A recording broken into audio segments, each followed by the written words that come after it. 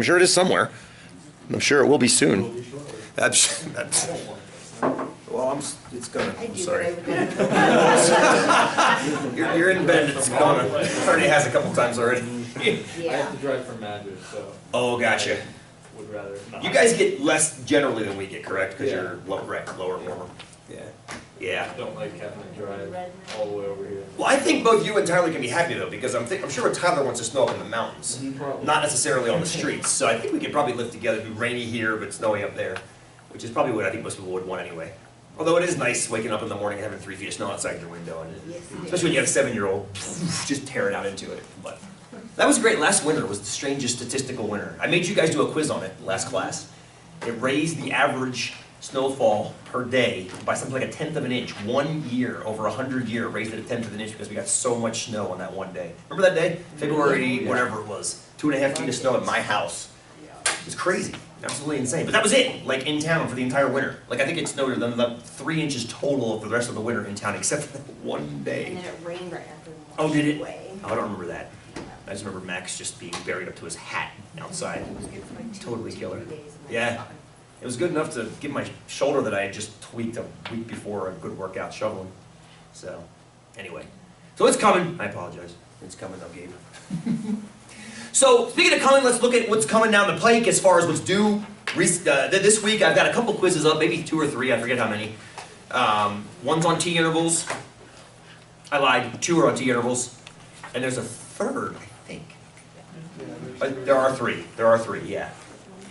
I can't remember what the third one's on now, though. I'm blanking on it. It's okay, though. So you got 2 T interval quizzes, if you choose to do them, of course. And then there's a third on something, which I've manly forgotten. What's mandatory? Excel? Oh, is it Excel-based one? Oh, it's that one! Ah, yes, the mandatory one, yes! Okay, so I warned you about this on the first day, which you probably forgot, and that's okay. That every once in a blue moon I'd have a mandatory quiz for you guys to do. This Thursday is one of them, so you have to do that one. But I've got a feeling you're not going to really mind all that much, because it involves running Excel to do some Monte Carlo simulations on a T interval. And then we're going to collect the data as a class on Thursday. We'll do it Thursday, because you'll turn it in before Thursday. And then we'll look at the results. It's driving home the point of what confidence means.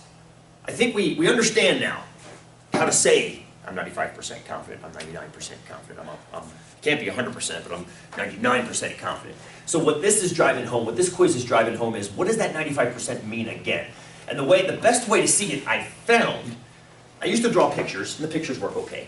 But letting a computer simulate thousands and thousands and thousands of sampling trials is the way to go. So definitely get in there and at least do that quiz. That's right. Thank you. I forgot about that, Anna, that we definitely have a mandatory, yes. I know I've got it marked on there in big capitals, and in Blackboard it says mandatory. But just so you know, that one's sitting there waiting for you. And there's a couple more too. Good, good. I'd spaced that one. So that's this week. We have an in-class quiz to do today as well. And I want to echo Ben's question was, do they count towards your 10? They totally do. And they'll be indicated in your progress report. I'm going to hopefully mail out the progress reports either today or tomorrow afternoon for last week. I apologize, they're a little bit behind right now. I'm grading a bunch of stuff manually. Madeline's doing some of the quizzes for me to get some work study funds to her, which is great. But as a result, things are coming in kind of piecemeal, and I don't like sending stuff out halfway. Like if I get half the things graded, I don't want to send a progress report out, then I have to then overwrite with a new one. I'd rather just send them all out at once. So expect one in the next 24 to 48 hours. Don't forget there's an exam next week due. It's a week from Thursday. Got plenty of time.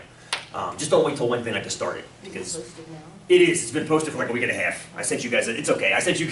I understand. Email. I'm not sure if email is the best way to communicate, but because I'm a child of the '90s technological revolution, that's how I communicate with you guys. So whenever I do anything, I'll send a mass email out, and hopefully your emails aren't spam blocking me when I do that. Good. Good. Hopefully not. Hopefully not. It's a school account. Well, yeah, I would hope it wouldn't. I don't understand. I'm learning, talking to students this term about Blackboard and the intricacies of what Blackboard likes and what it doesn't like. It's beginning to frustrate me, all the different setups that we all have. I had one student in my office with a tablet yesterday trying to figure out how to get a document converted to a PDF to upload to Blackboard. I'm like, oh my God. It's like I could teach a course just in that. Like how to make life happy for students at sea. Is Blackboard behaving for you guys for the most part, as far as getting things in? Yeah, I've noticed, I'm going to draw you guys a curve that I developed over the past few years, and it applies to a lot of things. So, here's your number of students. I'm gonna make it a bell curve just for sake of argument, okay? And here are students who have less trouble with technology, and here are students who have more trouble with technology. And I don't know why, for whatever reason, whether it's the system we have is outdated and it's having a hard time updating, lack of familiarity. So clearly, most of you are at the center, no problems at all, right? Some people are super slick, super savvy. Some of you guys have taught me stuff, which is totally freaking rad. You get down here, here's a second graph. It's the amount of effort and the amount of time that has to go into making sure these students can get their assessments to me. And the graph looks like this. It looks like that, because the people at the far end, there's very few of them, but literally I had 6 emails from one student this morning who couldn't get stuff in Blackboard to work. And then I'm trying to troubleshoot why.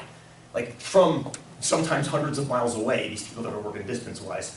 So this is why I drink coffee. So anyway, it's a fun graph. It applies to a lot of things if you think about it. It's the Pareto principle, the 80-20 principle. I would call it almost the 99-1 principle, to be perfectly honest with you. So anyway, cool. How we doing? We all right? All right. So all your quizzes this week, every single one of them.